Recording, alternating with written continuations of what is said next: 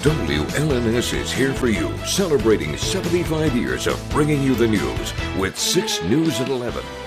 President Trump's tariffs are back on, at least for now, as a legal fight gets underway for the future of international trade.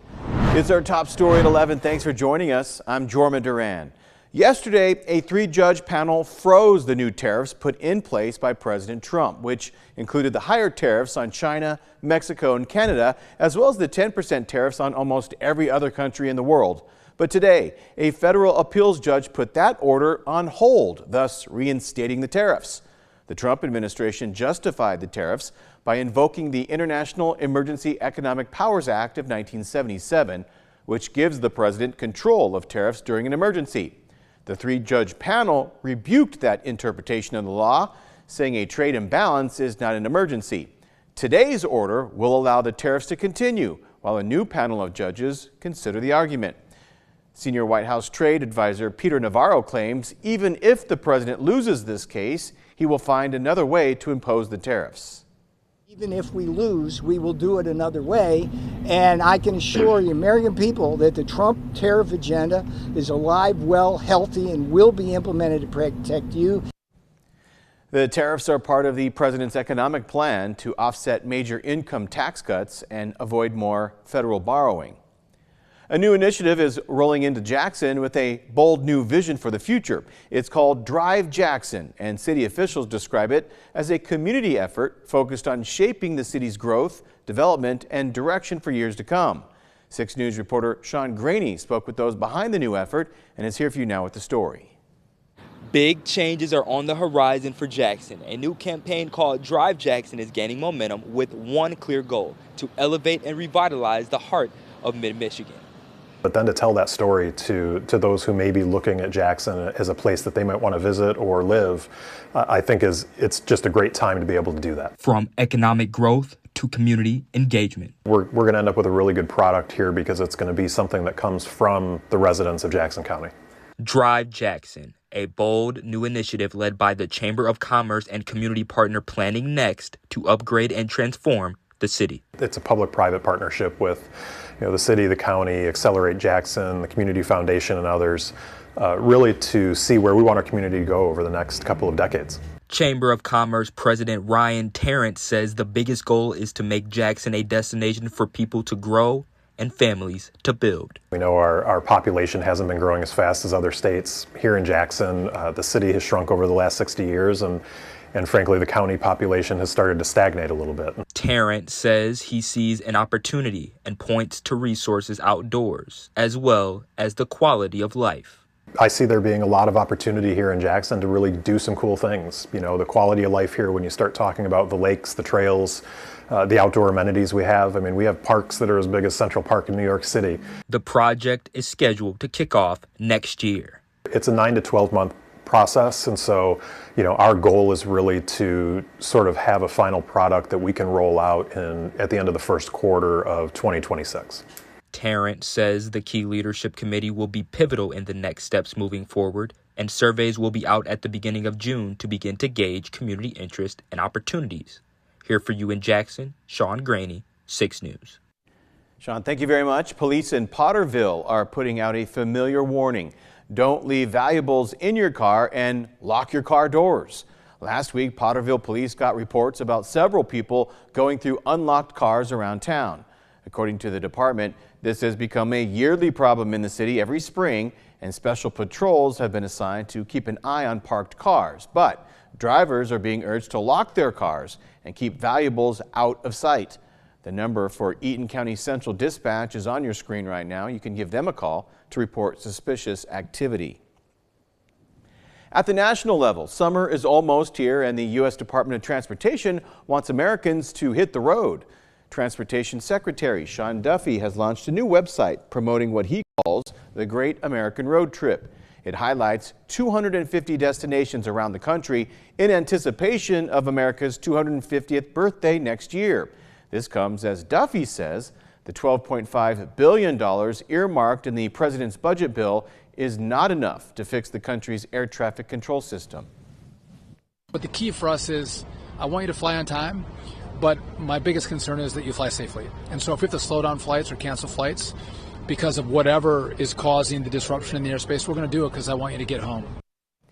The Senate will review the budget bill when it reconvenes next week. America loves its corn and corn farmers, but apparently you could have too much of a good thing. A new study from MSU shows the downside of overusing certain corn breeds. Spartan researchers looked at a specific kind of BT corn, which was bred to produce a pesticide in its roots to kill off destructive rootworms. However, the more this corn is planted, the less effective it becomes, since the rootworm develops a resistance to the natural pesticide. Worse, farmers in places where rootworms are not a major threat are planting this special corn as well, which is speeding up the development and spread of this resistance. BT corn seed is also more expensive than normal corn, and now researchers say farmers could save tens of millions of dollars by not planting it. There was a close call this week between a huge freighter ship and a bridge connecting Michigan and Canada. It happened on Tuesday around 1:45 in the afternoon. The 1,000-foot ship called American Spirit was heading north on the St. Clair River under the Blue Water Bridge in Port Huron. But our media partners at MLive report the massive ship veered to the west and came within a few feet of the seawall under the bridge. The Michigan Department of Transportation says even if it did hit, the bridge itself would not have been damaged. From Storm Tracker 6, this is Weather First, sponsored by Auto Owners Insurance. Simple human sense. Even though we weren't able to pick up on a lot of sunshine across mid-Michigan today, temperatures overall were still fairly mild. We made it up to highs in the mid to upper 60s across mid-Michigan today, which is still technically below average for this time of year. Average high temperatures for this time of year normally sitting right around 74 degrees. We only made it up to 68 degrees in Lansing. 69 was our high temperature up in St. John's. The only area that was able to make it up to 70 was over in Owasso. Current readings overall still not that bad because of all of the cloud cover that we still have in place.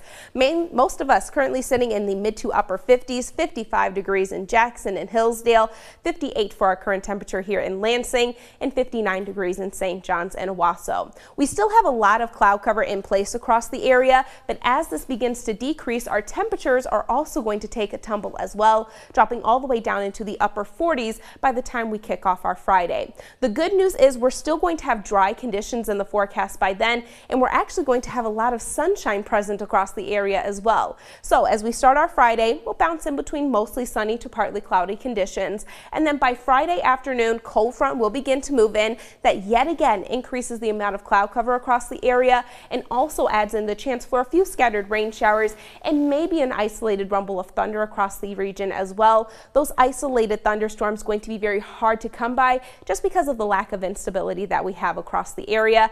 In the same token, our rainfall total is also going to be relatively light. We kick out any and every chance for precipitation just in time for the weekend. Going to be absolutely gorgeous by then. We'll start out with widespread cloud cover for our Saturday, breaking back into mostly sunny to partly cloudy skies in the second half of the day. The other factor of the forecast that we have to pay attention to is just the amount of wildfire smoke that we're going to have moving in as that cold front begins to track through the region. By the time we hit Friday afternoon and evening, notice a very high concentration of that smoke in the upper portions of the atmosphere. Good news is it's still going to be fairly elevated, so very minor impacts to air quality will be expected across mid-Michigan. Of course, we'll keep an eye on that for you as we go throughout the next few hours here, but more than likely we're just going to notice a very vibrant sunset on Friday, and as that smoke kind of lingers in the atmosphere, we'll also have a very vibrant sunrise just in time to start the weekend. That cold front also going to cool our temperatures down below average just slightly for the weekend. Notice we are returning to the 80s early next week. With the increase in temperatures, it also comes along with an increase in humidity. So by the time we get into early next week, not only are we talking about warm and humid conditions, but also a few chances for those pop-up showers and thunderstorms as well. For tomorrow, we'll make it up to a high of 74 degrees. Notice on our 6-day forecast, completely dry and very sunny for the weekend. Again, we are below average, upper 60s to low 70s, 80s returning by Tuesday. Showers and thunderstorms returning to the forecast by Wednesday. All right, Kendall, we appreciate that. Coming up on 6 News at 11. The White House says Elon Musk is about to step aside from his role in the Trump administration. We'll have those details right after the break. So stay tuned. 6 News at 11. We'll be right back.